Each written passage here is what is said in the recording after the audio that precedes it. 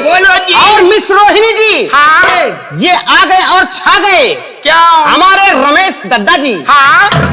ये दिल्ली वाले। हाँ। ये आपके बॉल पर खुश होकर के। अरे ये तो बताओ, ये कौन से रमेश जो रिकॉर्डिंग करते हैं ना? रिकॉर्डिंग ना, ये हमारे कैमरामैन हैं रमेश जी। संजना जी। हाँ। ये उनकी तरफ से 551 रुपए पुरस्कार आया है मैडम जी। हाँ। तुम्हारा क्या ख्याल है हमारे रमेश भाई के लिए? उनके लिए कहना है, हाँ। जब मेरी शादी हुई थी ना, हाँ। उन्होंने मेरी कदर नहीं की। लेकिन मैं क्या बताऊं, मेरी जवानी ऐसे अंग अंग टूट कर हर पलमा कदर न जाने है वाली रे। क्या बात है? हर कबले छिपा के रखनी, कबले छिपा के रखनी हमको माली शरीरिया की। पुनीत शर्मा जी ने तो जुल्म उठा दिया। अरे मेरी जवानी तो बर्बाद कर दिया। ये कोमल कोमल शरीर मेरा। यहाँ से 2 महीने का लेके जाओगी। हाँ। 4 चांद लग जाएंगे तुम्हारी जवानी। अरे 4 चांद लग जाएंगे ना। अगर गंगा कशिप की निशानी जाएगी तो हम भी गंगा हो जाएंगे। हरि पलमा, हरि पलमा है पलमा कदर न जाने है पाली रे उमरिया की। पलमा कदर न जाने है पाली रे उमरिया की। कपड़े छुपा के रखनी, कपड़े छुपा के रखनी हमको माली शरीरिया के।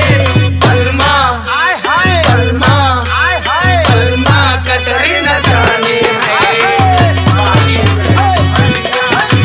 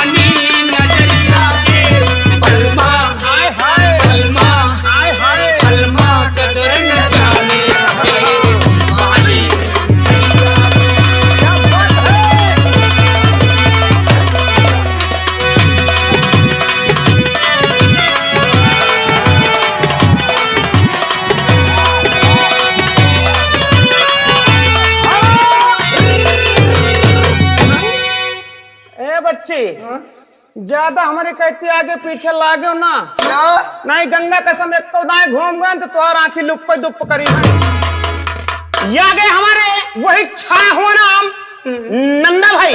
अच्छा ये बड़े भैया की तरफ से संजना जी 251 रुपए का पुरस्कार भेजे हैं मैडम। अरे वाह लेकिन ये तो नाइंसाफी है। अरे भाई हमारे रमेश जी ने 501 रुपए दिया, हमारे शर्मा जी ने 501 रुपए दिया। अरे ये तो मेरे पड़ोसी हैं।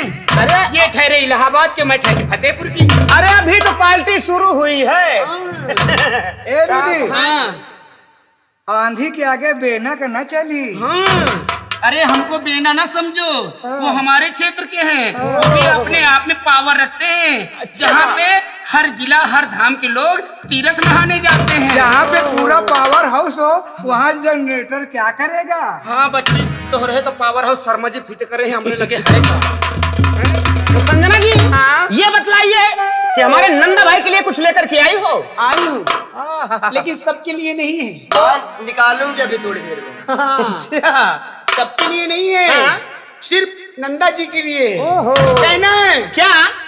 अरे कहे लगा रेडी रख पीस के मसाला हो, हाय हाय हाय हाय। और लूंगी पहन के वो भोर भोर जाला हो, क्या बात है? कहाँ जाला हो, लुंगी पहन के कहाँ भोर जाला। अरे मैं गंगा कैसे जाऊंगी? अच्छा लुंगी पहन के वो हाँ। उतार के जाता तो जाता। अकेले नहीं, सबको अरे सबको लेके जाऊंगी। लेके जाऊंगी। लेकिन मैं अपने बलमा की बात बता रही, हमारे पुरी शर्मा जी। बच्ची हाँ लुंगी पहन के न जा, तुम्हें हम सोने का लंगोट बनवा दी। मेरे स्वामी जी, मेरे भतार जी सुबह सुबह लुंगी पहन के बाल्टी लेकर चल दिया। ये बात। अरे कहे लगा रेडी रख पीस के मसाला हो, लुंगी पहन के वो भोरे भोरे जाला हो, खूब लचकाई के कमार पातरी, खूब लचकाई के कमार पातरी, हाय हाय। हो सैया मारेला। क्या बात है? हो सैया मारेला गड़िया में,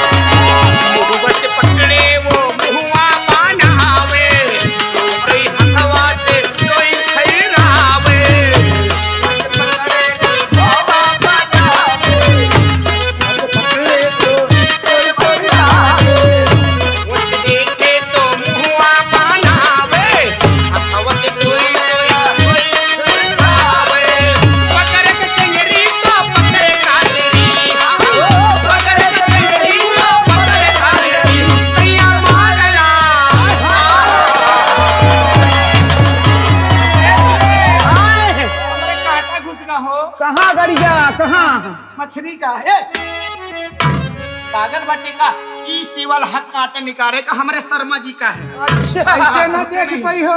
हाँ। जब तक थूक न लगे हो कांटा न दिखाई। हाय बच्चे शर्मा जी थूको लगावत है। कांटा अंदर हाली का। हाँ ओहो देखबा दिखाओ बच्ची के जाना हम ही निकाल दे। चल अब गंगा कैसे चलबे तो वहीं दिखाई चल के। अच्छा हो सैया मारे ला गड़िया में